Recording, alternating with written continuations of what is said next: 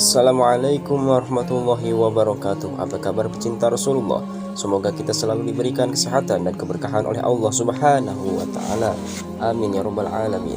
Mari kita simak kisah Rasulullah SAW dengan mukjizatnya bisa menghidupkan kembali dua anak yang telah meninggal.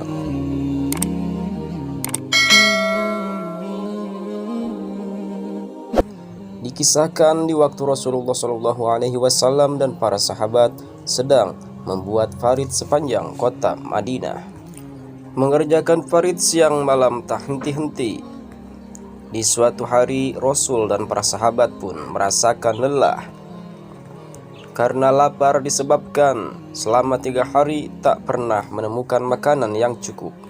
Lalu ada salah satu sahabat yang bernama Jabir Al-Ansari. Beliau pulang dulu ke rumahnya dan menanyakan kepada istrinya ada bahan makanan apa di rumah. Dijawab oleh istrinya, hanya ada gandum dan kambing kecil. Aku khawatir kepada Rasul dan para sahabat. Mereka semua belum makan selama 3 hari, jawab Jabir. Singkat cerita, Said Jabir pun memotong kambingnya untuk dijadikan makanan, menyediakan untuk Rasulullah dan semua para sahabat. Setelah Jabir beres memotong kambingnya, beliau pun langsung kembali lagi ke tempat Rasul dan para sahabat bekerja, lalu memberitahukan kepada Rasul dan semuanya. Mereka semua diundang untuk makan-makan di rumah Jabir Al-Ansari.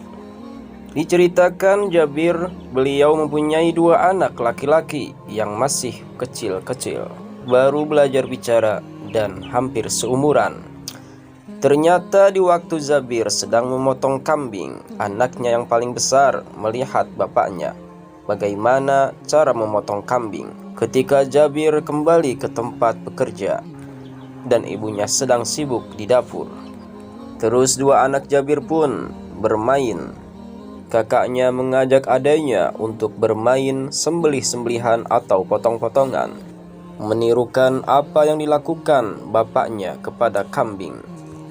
Dasar memang bocah yang belum tahu apa-apa. Adiknya pun mau saja untuk menjadi kambingnya dan kakaknya menjadi seperti bapaknya. Seketika adiknya pun disembelih, menjerit sebentar, terus meninggal. Lehernya hampir putus. Ketika mendengar jeritan anaknya, ibunya pun berlari dari dapur untuk mengecek apa yang terjadi kepada anaknya. Kakaknya ketika melihat adiknya mati dan ibunya berlari menuju dia, dia merasakan ketakutan dan berlari masuk ke dalam tungku roti yang sedang menyala. Dan seketika anak Jabir pun meninggal semua. Ibunya hanya bisa menangis dan bersabar dengan kuat, dan tabahnya istri sahabat Jabir pun langsung membawa 2 anaknya ke kamar, lalu ditidurkan bersampingan, bermaksud jangan dulu diberitahukan kepada suaminya. Singkat cerita, Rasul dan para sahabat telah tiba di depan rumah Jabir, memenuhi undangan.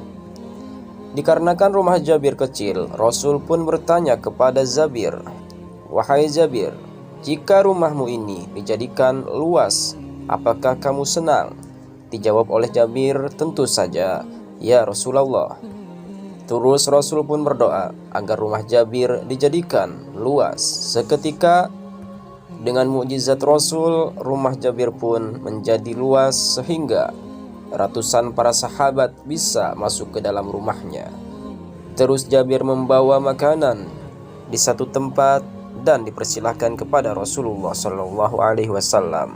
Lalu Rasulullah memanggil 10 orang untuk makan bergantian. Sahabat pun makan dengan kenyang, tak ada yang terlewatkan. Tapi makanan tetap saja utuh seperti semula, tak berkurang. Terus Rasulullah bertanya, siapa lagi yang belum makan wahai Jabir? Tinggal Tuhan Rasul denganku yang belum makan, jawab Jabir. Kalau begitu, mari kita makan bersama. panggil anak-anakmu, ajak mereka makan bersama di sini." Terus Jabir mencari ke dapur dan bertemu istrinya. "Di mana anak-anak?" Dijawab oleh istrinya, "Mereka sedang tidur di kamar."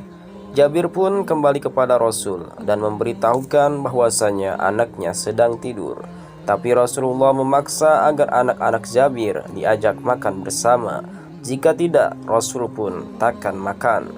Terus Jabir pun kembali lagi kepada istrinya untuk memanggil anak-anaknya.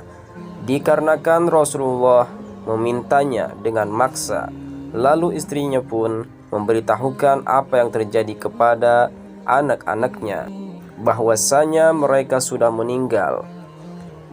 Sahabat Jabir pun terkejut sekaligus bingung apa yang harus dikatakan kepada Rasulullah. Jika diberitahukan bahwa anak-anaknya telah meninggal, takutnya membuat Rasul dan para sahabat repot karena mengganggu pekerjaan yang sedang menggali Farid. Tapi jika tak diberitahukan, Rasul memaksa anak-anaknya untuk makan bersama. Terus sahabat Jabir pun langsung melihat ke dalam kamar. Namun ketika dilihat, ternyata mereka hidup seperti tak terjadi apa-apa. Bahkan mereka sedang bercanda. Jabir dan istrinya pun merasakan heran sekaligus bahagia dengan apa yang dilihatnya. Langsung saja Jabir pun mengajak anaknya makan bersama Rasulullah SAW.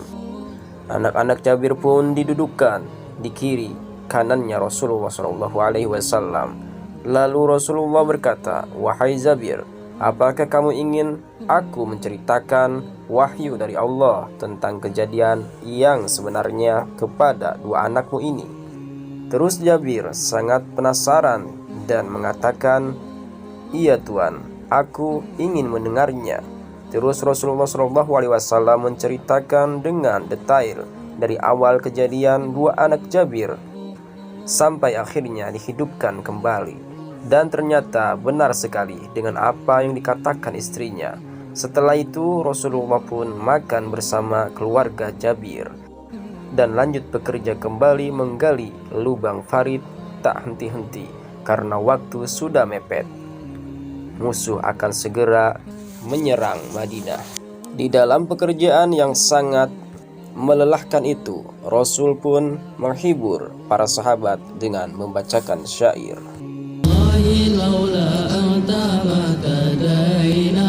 ولا تصدقنا ولا صلينا فأنزلا سكينة علينا وثبت الأقدام إن لقينا.